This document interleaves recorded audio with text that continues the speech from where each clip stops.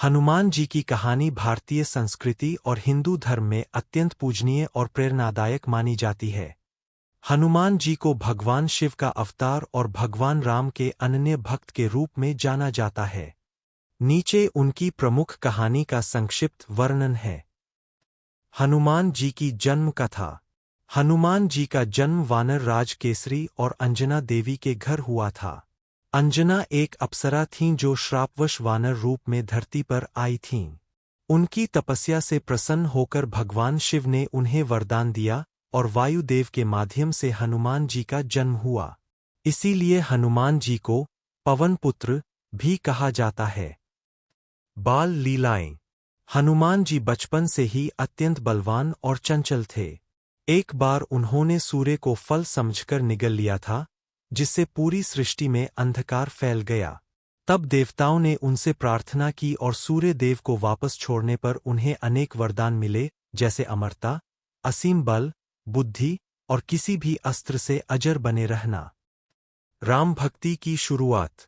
हनुमान जी की श्रीराम से भेंट किष्किंधा में हुई, जब वे राम और लक्ष्मण को ऋष्यमुख पर्वत पर लेकर गए थे। वहीं से उनकी राम भक्ति शुरू हुई। उन्होंने राम के साथ वानर सेना में रहकर रावण से युद्ध में महत्वपूर्ण भूमिका निभाई। लंका दहन। जब रावण ने सीता माता का हरण किया, तो हनुमान जी लंका गए और सीता माता को राम जी का संदेश दिया। रावण ने क्रोधित होकर उनकी पूंछ में आग लगवाई, तब हनुमान जी ने पूरी लंका में आग लगा दी। यह घटना लंका दहन कहलाती है।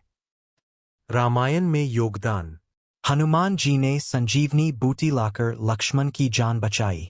उन्होंने समुद्र पार किया और राम सेतु निर्माण में सहायता की। वे राम जी के सबसे बड़े और निस्वार्थ भक्त बने। हनुमान जी के गुण। अटूट भक्ति राम भक्ति का प्रतीक। बल अद्वितीय शारीरिक शक्ति। बुद्धि, ज्ञान और विवेक में श्रेष्ठ। निस्वार्थ सेवा भाव। हनुमान चालीसा और उपासना। गोस्वामी तुलसीदास द्वारा रचित हनुमान चालीसा आज भी करोड़ों लोगों द्वारा श्रद्धा से पढ़ी जाती है। मंगलवार और शनिवार को विशेष रूप से हनुमान जी की पूजा की जाती है। यदि आप चाहे तो मैं हनुमान चालीसा, सुंदरकांड की कथा या किसी विशेष घटना, जैसे संजीवनी बूटी लाना या राम सेतु निर्माण की विस्तृत कहानी भी सुना सकता हूं। हनुमान जी को बालाजी क्यों बुलाया जाता है? मेहंदीपुर बालाजी, सालासर बालाजी, या तो बाल रूप को कहा जाता होगा, लेकिन वहाँ तो बाल रूप स्थापित है नहीं।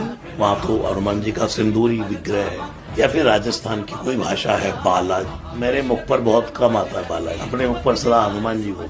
अभी कहीं भजन गा लेते तो आ जाता है। किस्मत का खोल देते ताला जी, सालासर वाले मेरे बालाजी, सालासर वाले मेरे बालाजी।